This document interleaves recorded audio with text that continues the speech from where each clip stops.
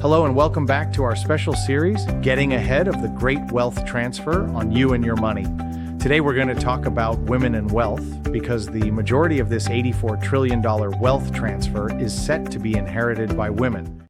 I'm Jim Zahansky, Senior Partner and Chief Strategist at WHZ Strategic Wealth Advisors. I'm Lisa Langevin, Managing Partner Advisory at WHC. I'm Lawrence Hale, Senior Partner and Chief Investment Officer at WHC. And I'm attorney Allison Poirier, partner at KKC Law. Welcome. Together, we'll take you through everything you need to know about the great wealth transfer and how to prepare. So let's get into it. In this episode, we're focusing on one of the most significant but lesser discussed components of generational wealth, the large transfer of wealth to women that is set to her. Women are becoming central to how wealth is held, transferred, and stewarded. Let's explore how and why. Yeah, and I think this is such an important topic because I've definitely seen a shift since I started practicing 12 years ago in terms of women's involvement in the financial and estate planning aspect of things. They're definitely being more involved, taking charge, even being the primary person to initiate these discussions. Yeah, and we've seen that same thing on the financial planning side as well. More and more women are becoming the ones that are making the decisions. Actually, there's a survey out there that was conducted by the CFP board, and it found that 60% of women identified themselves as the main financial decision makers in their households. So that's excellent news. I mean, we have to consider how much wealth that women would inherit and maybe how they would inherit that wealth over these next couple of decades. But really, regardless of gender, anyone who's set to inherit really needs to be confident in managing those finances. And so they need to get prepared to manage this inheritance and these transitions. You know, Lizel, that's so true. And, there's a lot of these trends that are converging and they have some real planning implications. Women tend to live longer lives. Which means that often they outsurvive their spouses, and they may inherit the estate on their own and as a widow or and before passing that on to the next generation. So at the same time, women are increasingly the primary earners, business executives or wealth owners in their own right, and that's something that has some significant planning implications. Yeah, I mean, there's no doubt we've seen at WHZ a paradigm shift in inclusion of the female partner in the decision making, in financial planning, from investments to philanthropy to values, and it's playing out in a lot of ways which are really useful in this paradigm shift because women are offering different perspectives and sometimes have different priorities, right? Like as Lawrence said, they usually win the longevity game, so they may have different ideas and values to be executed. They also seem to care quite a bit more about healthcare planning and long-term care planning and being sure they have the right either legal strategy or financial strategy for that. They care a lot about family relationships, giving, and usually legacy, and these are really good perspectives that bring this paradigm shift to having women as decision makers in meetings with WHC. Yeah, and actually, I even had a really interesting conversation with a woman who had come into my office the other day without her husband because she said he doesn't want to talk about this stuff, but I do. So it was, again, kind of a very big shift away from that kind of traditional paradigm that most people think of, with the I Love Lucy era where it's the husband's in charge and makes the decisions. But, I mean, women are becoming more and more involved in leading these discussions and taking charge in terms of the planning. And also a shift away from, there's a lot of very successful women out there who aren't married and who don't have kids. So it's not as simple as I need a plan to make sure everything passes to the next generation. It's I want to make sure the assets go to the charities I like to support, to other friends and family members that I'm very close to. So it's a really big change to that more kind of traditional planning that people tend to think of.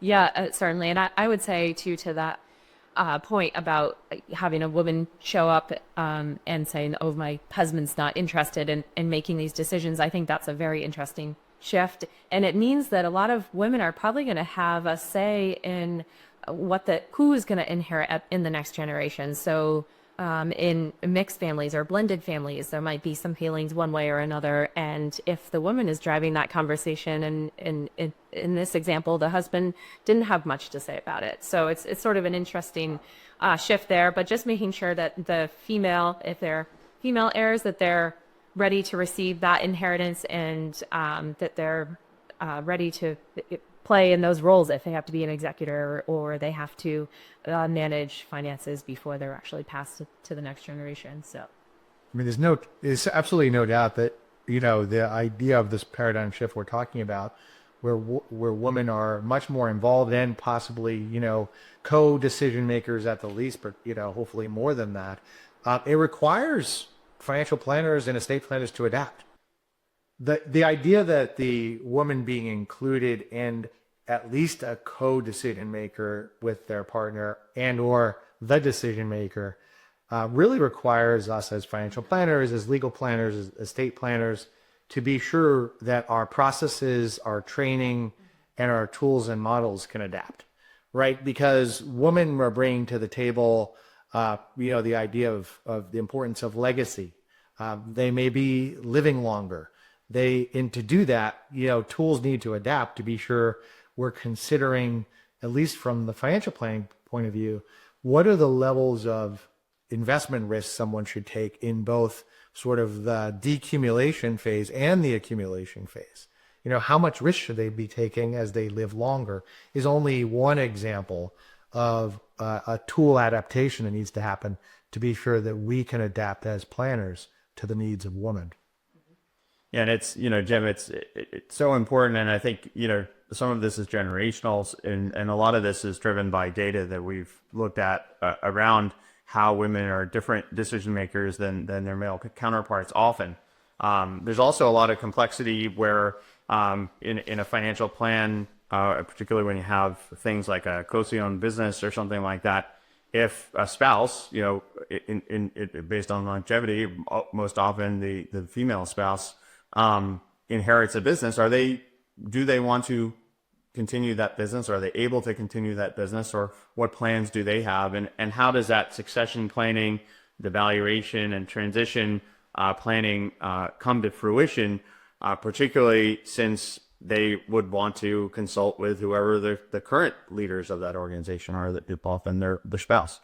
So, and again, too, just solely from the standpoint that women do have more longevity, statistically speaking, than men, it's women serving more in these fiduciary roles too. So it's serving as the powers of attorney, serving as the executors and the trustees. So really making sure they're involved in that process. They understand what those roles entail. And also in thinking about appointing who those fiduciaries are in your plan. Maybe there is something to be said for appointing a sister versus a brother, or again, a daughter versus a son, those types of things. So we just help, we have those discussions with clients, we have those talks, because it's no longer just kind of the person who's, the oldest male relative, or who's, even just the oldest child with the oldest brother, or whoever lives closest to you. Those things aren't necessarily the deciding factor anymore. Women more and more, again, are living longer, becoming more successful, are more engaged in these family discussions, and become the more appropriate choice. Yeah, exactly. And I think the final consideration is that families, they need to talk about the style of wealth use as well. And women are more often focusing on what the impact of what money can do. And so how can it help the community? How can it help the family, rather than just how much wealth is coming our way? And so that will influence investment style planning, whether there are charitable initiatives that are set forth by the family. And so those are some really key things to consider, because it's not just about what's coming, it's what can it do for our family and our community. Statistically, women are going to be more and more the decision makers on family wealth. There's often an emphasis on more collaboration and communication, and that's something that we listen to all of our clients deeply and want to understand their unique situation, goals, and needs. But particularly in working with many women, understanding how those values and interests and familiar needs make it into things like family meetings, getting the next generation involved, And all of these things are fantastic. They're going to lead to better outcomes for clients. At WAC, we have helped many women, whether they've been inheriting assets from their spouse or come in as leaders of organizations or executives. As women are coming in and talking with us, whether they're inheriting assets or executives or have wealth of their own, building a legacy roadmap for them and understanding things such as their ideas around giving, family education, governance, different investment strategies. And it's really much more than just handing over assets. It's understanding how they can hand over their values at the same time. Yeah. And I think it just kind of comes down to women are having a more dynamic role and a more invested role in this planning. So having that conversation with them to fully understand what they want to see happen, how they want to see it happen, how do they want to see that plan implemented from a legal standpoint, and means those estate planning documents can become so much more important to really clearly articulate what the plan is and how it's to be carried out. So at KKC, I mean, we're always having those conversations with the clients and making sure we're really tailoring a plan that's very specific to make sure that what they want to see happen is what actually is going to occur. Also to just, and I know it's something we've harped on a little bit, but to maybe harp on it even some more with the longevity of women living longer, unfortunately doesn't always mean women are living healthier longer. So things like, yes, the wealth transfer, clearly what we're here to talk about today is super important, but to say, well, but also too, I need someone to step in and help me if I become incapacitated. So also thinking about the healthcare proxies, the powers of attorney, thinking about asset protection strategies. If I'm going to need long-term care, do I want that to be in the home? And more realistically, is it going to have to be in a skilled nursing facility based off of the health concerns that I have? So just having all those conversations and taking those considerations into account. Yeah, absolutely. So, I mean, just some good takeaways here. But if you're a woman or you have a woman in your family, take this as a strategic opportunity to have a conversation with them and educate them, understand what the structure of investments or estates will look like, what your values are, and what your role will be in each of those. But if we sort of segue into what the tips and takeaways are, I mean, certainly Allison just touched on it with reviewing longevity assumptions. So in our with our financial plans, if you're retiring in your 60s, we have you living into your 90s. That's 30 years of potential time horizon that you need to plan for and make sure that you, and I was here, I'm not going to live that long. Well, how old were your parents when they passed? Okay, we're going to keep you at 93. So making sure that we're reviewing those assumptions, especially with women, and then engaging that next generation female heir early. You want to educate, mentor, have a conversation with them around finances, get them hearing the terms that are used in finance and getting familiar with what they mean. And then third, designing estate documents for multiple generations with clarity around roles and making sure that everybody understands what their roles are beyond just the executor, the healthcare proxy, and power of attorney, making sure that they understand where the documents are, where the accounts are. So those are all really important as well. And then lastly, aligning investments, giving, and lifestyle with your values, and not just the focusing so much on the wealth accumulation, but what can your wealth do for you, for your family, for your community. So I think those are some key takeaways that we certainly focus on. Yeah, Liza, I think that's just great advice, and maybe to carry it forward a little with some maybe to-dos or kind of takeaway actions of my own is you have the plan in place, and something I harped on before and I will harp on again until I have no more breath in my body. Continue to review the plan.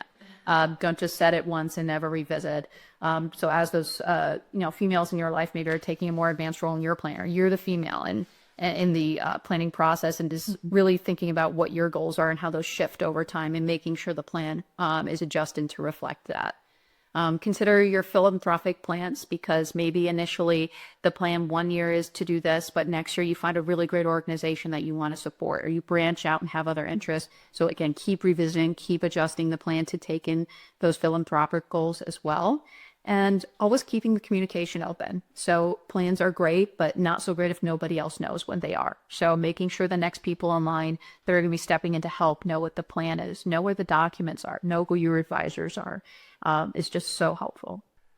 Excellent. Well, that wraps things up from this amazing conversation, Allison, Lawrence, Lizel, and I. I mean, it's no doubt women in wealth inheritance are making a big impact, and we can't wait to do more. So, that wraps this episode for sure. And the next time we'll be together is how we turn the great wealth transfer into a lasting legacy, where we combine planning, investing, values, family, and governance to be sure that we can help generations to come.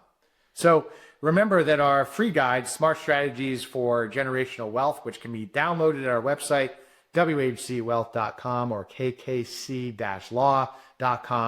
is there to help you plan well, invest well, live well, provide absolute confidence, unwavering partnership for life. So be sure to join us once again for that episode 2 weeks from today. And in the meantime, get our free guide, Smart Strategies for Creating Generational Wealth. You can download it at whcwealth.com or at kkc-law.com. It has details about everything we talked about today and a ton more information to help you preserve and grow generational wealth. We'll see you soon for the next installment of Getting Ahead of the Great Wealth Transfer on the You and Your Money podcast. Watch and subscribe on YouTube and your favorite podcast platform.